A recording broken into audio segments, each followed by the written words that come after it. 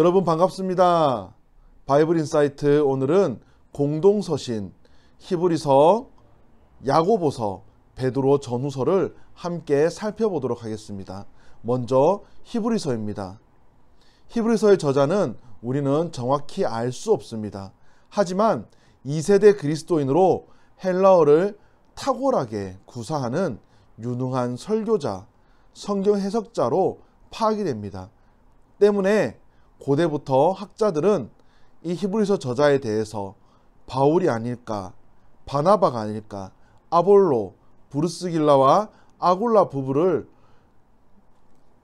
히브리서의 저자라고 이야기하기도 했습니다. 하지만 알렉산드리아 학파인 오리게네스는 히브리서를 누가 기록하였는지에 대해서는 오직 하나님만이 아신다라는 이야기로 이 논쟁의 끝을 맺게 됩니다. 히브리서의 수신자들 또한 우리는 알 수 없습니다. 하지만 히브리서 13장 24절을 근거로 로마에 거주하는 유대 그리스도인이었을 것이라고 추정합니다. 기록 시기는 주후 70년 이전일 것으로 파악이 됩니다. 왜냐하면 70년에 예루살렘 성전이 파괴되는데 히브리서에는 예루살렘 성전 파괴에 대한 언급이 전혀 나오지 않기 때문입니다. 히브리서 저자가 이 편지를 쓴 이유는 두 가지입니다. 첫 번째로 그리스도인들의 고난과 박해가 시작됨에 따라 믿음에서 후퇴하거나 배교하고 유대교로 돌아가는 성도들이 늘어나게 됩니다. 때문에 고난과 박해를 견디기 위한 격려와 위로가 필요했던 것입니다. 이런 격려와 위로로 당신들이 믿고 섬기는 예수님이 어떤 분인지를 밝힘으로 어려움을 견디고 시험에 승리할 것을 교훈하는 책이 바로 히브리서입니다. 그렇다면 히브리서가 말하는 예수님은 누구일까요? 첫 번째, 천사보다 우월한 언약의 완성자로 히브리서는 이야기합니다. 또한 모세보다 우월한 신실한 대제사장, 여호수아가 주지 못한 안식을 주시는 대제사장, 멜기세덱의 반차를 쫓는 더 나은 대제사장, 더 좋은 새 언약의 주체, 이렇게 예수님을 5가지로 말하고 있습니다. 즉 히브리서는 예수님을 소개하는 책이라고 해도 무방합니다. 히브리서의 구조는 앞서 설명한 예수님은 누구인가에 대한 흐름으로 이어지는데 1부는 하나님의 아들 예수님의 글, 2부는 완전한 대제사장이신 예수 그리스도, 마지막 3부는 1부와 2부의 결론격으로 믿음의 인내에 관한 권면으로 마무리됩니다. 야고보서입니다. 야고보서의 저자는 정확히 알 수 없지만 전통적으로 예수님의 동생 야고보로 우리는 이해합니다. 그는 예루살렘의 지도자였으며 의인이라 불렸고 또한 62년 유대인에 의해 돌에 맞아 순교하게 됩니다. 야고보서의 수신자는 세계 각처에 흩어진 디아스포라 유대인과 함께 살고 있는 그리스도인들을 위해 야고보서는 쓰여졌습니다. 기록 시기는 정확히 알 수 없지만 만약 저자가 야고보라면 예루살렘에서 45년, 48년경에 쓰였을 것이라 이야기를 합니다. 야고보서가 쓰인 이유 또한 정확히 알 수 없습니다. 하지만 이 책은 심각한 시련과 분노, 서로를 판단하는 말 때문에 일어난 분열, 부자들이 가난한 자들을 학대하는 것 등 실제로 교회 안에 일어나는 일들을 기록했던 것을 볼 때에 그럼에도 인내하고 견딤을 권면하기 위해 쓰여질 것입니다.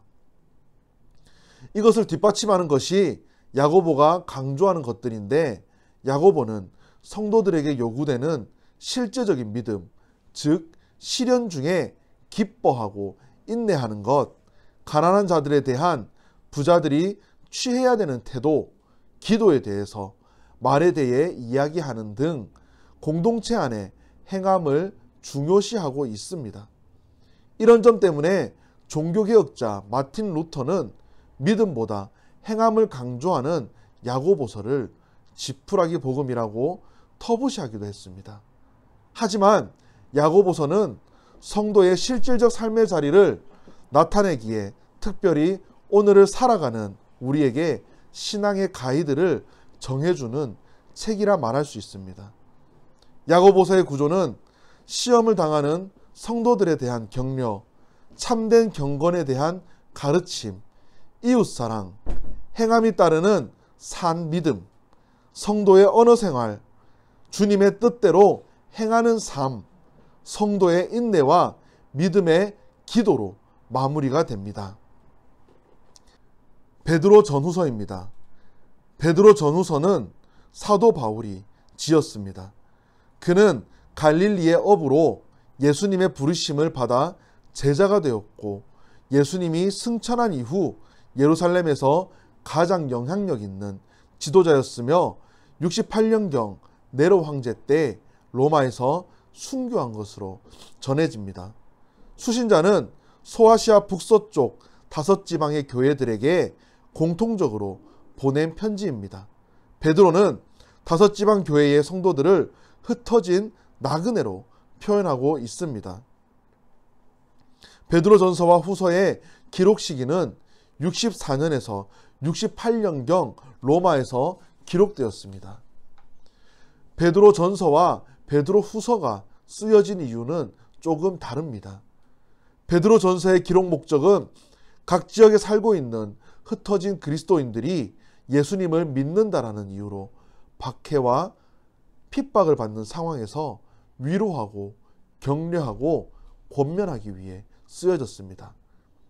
반면에 베드로후서는 외부에서 받는 핍박과 박해가 아닌 교회 내부에서 일어나는 문제들, 가령 거짓 선생의 등장으로 예수님을 부인하는 사건, 재림이 오지 않는다라는 잘못된 종말론으로 그리스도인의 윤리적 방종을 막기 위해 베드로후서는 쓰여졌습니다.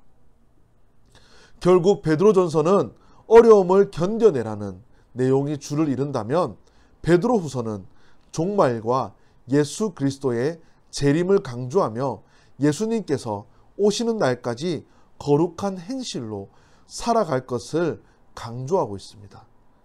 베드로 전서의 구조는 성도가 지녀야 할 산소망, 성도가 겪는 현재의 고난, 성도가 고난 중에도 가져야 할 믿음의 태도에 대해 이야기하는데, 구체적으로 거룩한 삶을 살아라, 순전하고 신령한 젖을 사모하라, 순종과 선행으로 단장하라, 마귀를 대적하여 기도하며 살아가라, 서로 사랑하고 봉사하며 살아가라.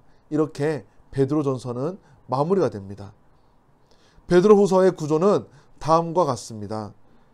베드로의 문안 인사, 베드로 자신의 죽음이 임박했음을 이야기하는 베드로, 예수님의 재림에 대한 확신, 이단에 대한 경계와 분명한 심판, 다가올 종말, 이 종말의 때를 살아가는 성도의 자세에 대해 이야기하며 베드로후서는 이렇게 마무리가 됩니다. 여러분, 날씨가 점점 추워지고 있습니다. 건강 조심하시고, 특별히 이번 주는 추석 명절이 있습니다. 가족과 함께 둘러앉아 말씀을 함께 읽으며 나눔의 시간을 가지는 것은 어떨는지요? 아마 뜻깊은 명절이 될 것입니다. 성경 1인 1독 이제 얼마 남지 않았는데 마지막까지 힘내시기 바랍니다. 하자크!